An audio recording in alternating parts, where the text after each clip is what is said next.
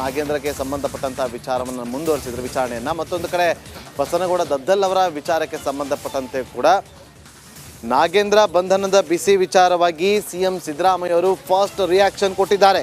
ಇಡಿ ತನಿಖೆಯಲ್ಲಿ ಸರ್ಕಾರದ ಹಸ್ತಕ್ಷೇಪ ಇಲ್ಲ, ನಾಗೇಂದ್ರ ಬಂಧನ ಬಗ್ಗೆ ನನಗೆ ಮಾಹಿತಿ ಇಲ್ಲ.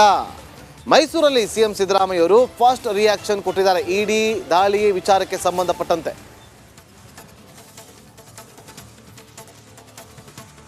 ಅದು ಇಡಿ ಅವ್ರ ಕೆಲಸ ಅವ್ರು ಮಾಡಲಿ, ನಾವು ಅದಕ್ಕೇನು ಇಂಟರ್ಫಿಯರ್ ಆಗಿಲ್ಲ. ಇಡಿ ಅವ್ರ ಕೆಲಸ ಅವ್ರು ಏನು ಮಾಡ್ತಾರೆ ಅದು ಮಾಡಲಿ, ಕಾನೂನು ಪ್ರಕಾರ ಮಾಡಬೇಕು.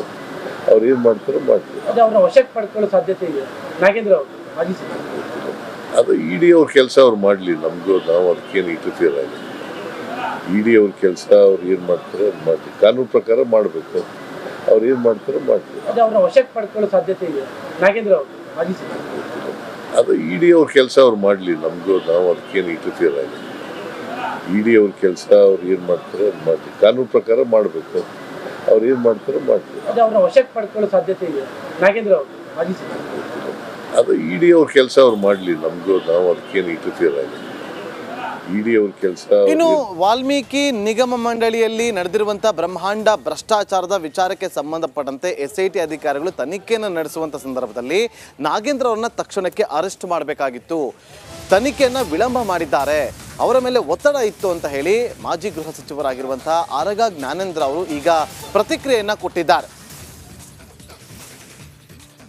ವಾಲ್ಮೀಕಿ ನಿಗಮ ಮಂಡಳಿ ಬ್ರಹ್ಮಾಂಡ ಭ್ರಷ್ಟಾಚಾರದ ತನಿಖೆ ನಡೆಸ್ತಾ ಇರುವಂತಹ SIT ಅಧಿಕಾರಿಗಳ ಮೇಲೆ ಸರ್ಕಾರದಿಂದ ಒತ್ತಡ ಇತ್ತು ಅಂತೇಳಿ ಗಂಭೀರವಾದಂಥ ಆರೋಪವನ್ನು ಮಾಡಿದ್ದಾರೆ. ಬೆಂಗಳೂರಿನಲ್ಲಿ ಮಾತನಾಡಿರುವಂಥ ಮಾಜಿ ಗೃಹ ಸಚಿವ ಆರಗ ಜ್ಞಾನೇಂದ್ರ ಅವರು ಇಡಿ ಬರುತ್ತೆ ಅಂತಾನೆ ನಿನ್ನೆ ಕಾಟಾಚಾರದ ತನಿಖೆ ಆಗಿದೆ ಅಂತ ಹೇಳಿ ಒಂದು ಪ್ರತಿಕ್ರಿಯೆ ಕೊಟ್ಟಿದ್ದಾರೆ. ಕೇಳ್ಕೊಂಬನ್ನಿ.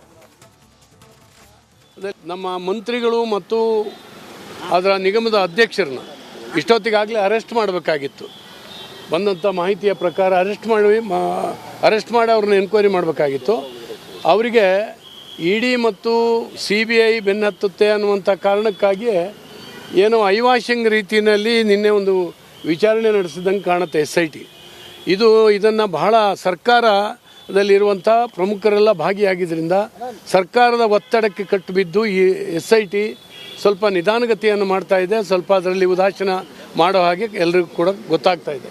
ಈ ಹಿನ್ನೆಲೆಯಲ್ಲಿ ಇವತ್ತು ಇಡಿ ರೇಡ್ ಮಾಡಿದೆ ಅನ್ನುವಂಥದ್ದು ನಾನು ಮೀಡಿಯಾದಲ್ಲಿ ನೋಡಿದೆ. ಖಂಡಿತವಾಗೂ ಇದಾಗಬೇಕು. ಯಾಕಂದರೆ ದಲಿತರಿಗೆ ಮೀಸಲಿಟ್ಟಿರ್ತಕ್ಕಂಥ ಹಣ ಯಾವನ ಕಬಳಿಸಿದಾನ ಅವ್ರನ್ನ ಎಲ್ಲೆಲ್ಲಿ ಕಳಿಸ್ಬೇಕೋ ಅಲ್ಲಿ ಕಳಿಸ್ಬೇಕು.